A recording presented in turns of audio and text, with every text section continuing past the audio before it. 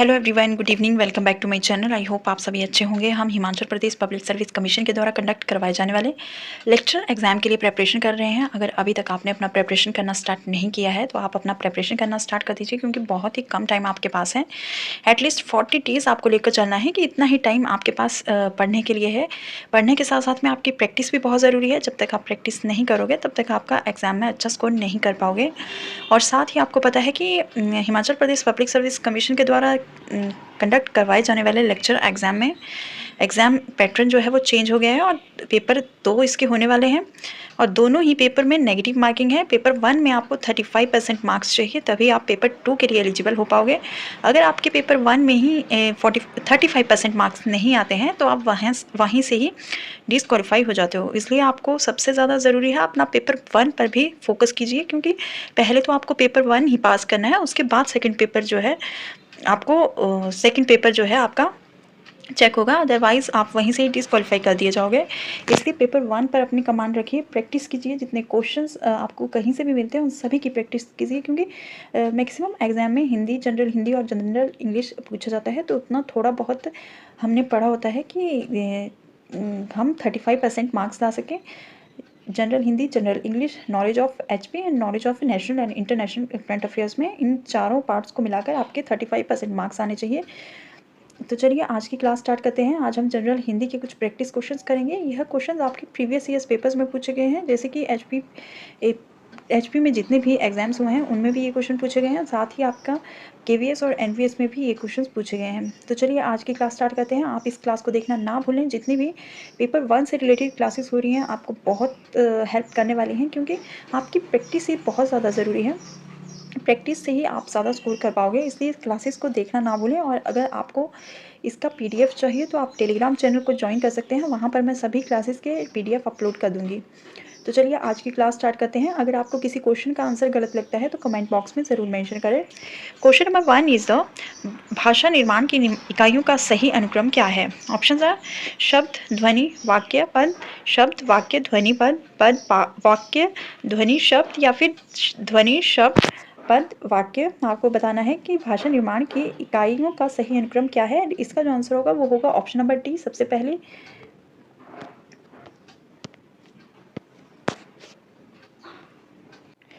पहले ध्वनि आता है, फिर सब शब्द बनता है, उसके बाद पद बनता है, देन वाक्य फॉर्म होता है। तो इसका जो सही अनुक्रम है वह है option number D. Then next question is the निम्न शब्दों में से किसमें स्वर संधि है? स्वर संधि निम्न में से किसमें है? ऑप्शन आर अतएव में, रजनीश में, तपोगुण में, या फिर सदाचार में। And the correct answer is the option number B, Rajnish शब्द में स्वर संधि है। Then next question is the चंद्रोदय में प्रयुक्त संधि का नाम क्या है? ऑप्शंस आर यण, गुण, वृद्धि या दीर्घ। And the correct answer is the option number B, गुण संधि। चंद्रोदय में प्रयुक्त संधि का नाम है गुण संधि।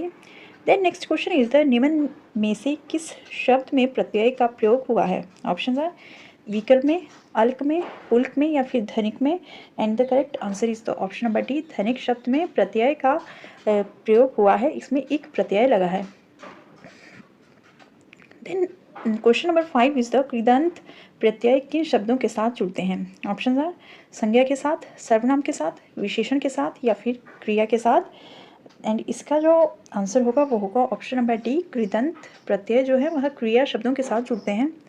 Then question number 6 is the नवग्रह में कौन सा समास है? ऑप्शन आर द्विगु समास, तत्पुरुष समास, द्वंद्व समास, या फिर कर्मधारय समास। And the correct answer is the option number A, नवग्रह में द्विगु समास है। Then next question is the नीचे दिए गए विकल्पों में से तद्भव शब्द का चयन कीजिए। ऑप्शन आर बैंक, मुह, मर्म, या फिर प्रलाप। And the correct answer is the option number B, मुह शब्द जो है वह तद्भव शब्द है। Then next question is the शब्द जब वाक्य में प्रयुक्त होने को योग्यता प्राप्त करता है तो उसे क्या कहा जाता है? जब कोई शब्द वाक्य में प्रयुक्त होता है तो उसे क्या कहा जाता है? ऑप्शन आर वाक्य, ध्वनि, पद, या फिर समास। And the correct answer is the option number C, उसे पद कहा जाता है।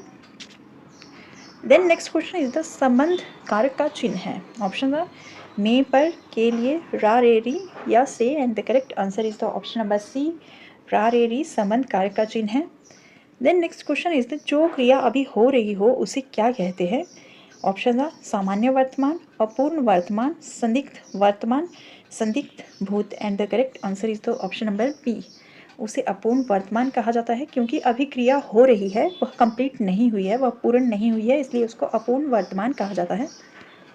Then next question is the गरीबों को वस्त्र दो वाक्य में कारक क्या है?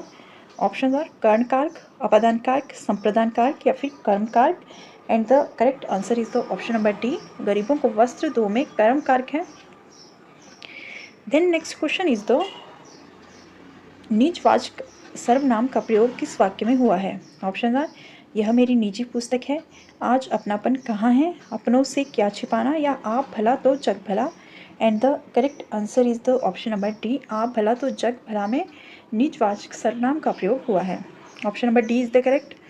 Then question number 13 is the किस वाक्य में अच्छा शब्द का प्रयोग विशेषण के रूप में हुआ है?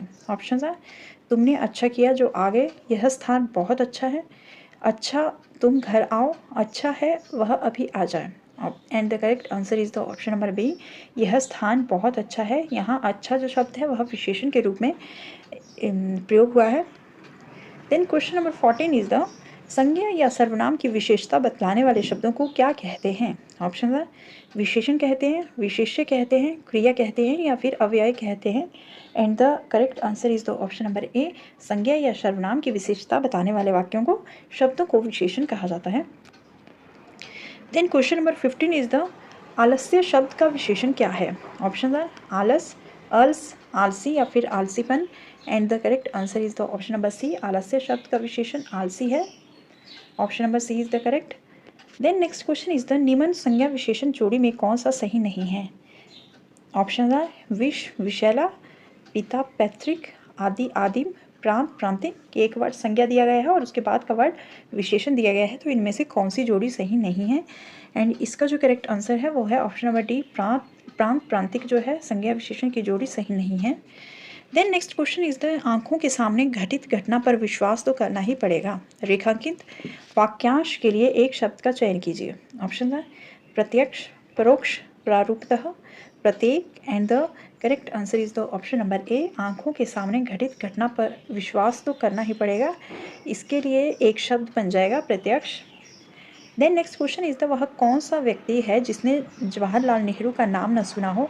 इस वाक्य में आपको बताना है कि यह कौन सा वाक्य है। यह सरल वाक्य है, संयुक्त वाक्य है, मिश्र वाक्य है या फिर इनमें से कोई नहीं and the correct answer is the option number C. वह कौन सा व्यक्ति है जिसने जवाहरलाल नेहरू का नाम न सुना हो? यह एक मिश्र वाक्य है। Then next question is the question number 19। अवसरवादी व्यक्ति हमेशा अपना उल्लू सीधा करने का प्रयास करते हैं। मुहावरे का अर्थ क्या है?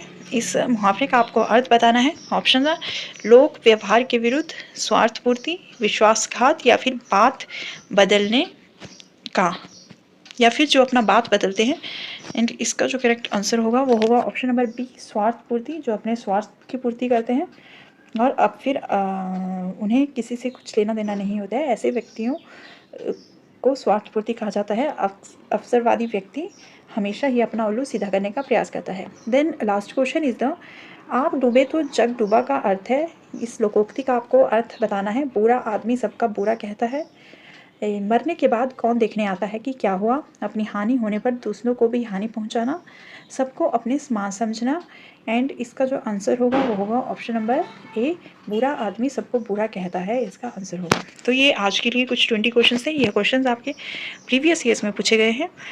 अगर आपको क्लास अच्छी लगी हो तो चैनल को लाइक और सब्सक्राइब ज़रूर करें और अगर आपको क्लास का PDF चाहिए तो आप ये जो टेलीग्राम चैनल जो है वो ज्वाइन कर सकते हैं। यहाँ आपको सभी क्लासेस के PDF मिल जाएंगे। तो चलिए आज की क्लास में बस इतना ही। Bye bye, take care.